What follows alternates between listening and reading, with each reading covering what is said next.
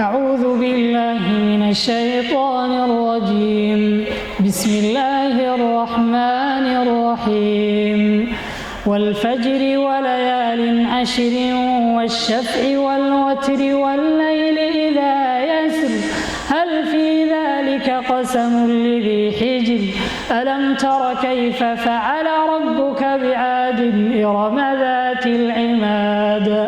التي لم يخلق مثلها في البلاد وثمود الذين جابوا الصخر بالواد وفرعون ذي الأوتاد الذين طغوا في البلاد فأكثروا فيها الفساد فصب عليهم ربك سوط عذاب إن ربك لبالمرصاد فأما الإنسان إذا ما ابتلاه ربه فأكرمه فيقول ربي أكرمن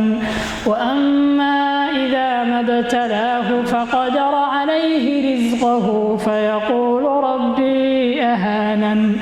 كلا بل لا تكرمون اليتيم ولا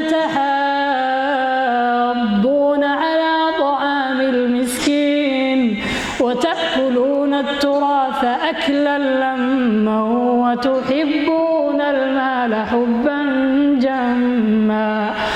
كلا إذا دكت الأرض دكا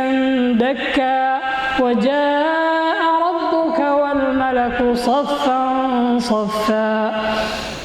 وجيء يومئذ بجهنم يومئذ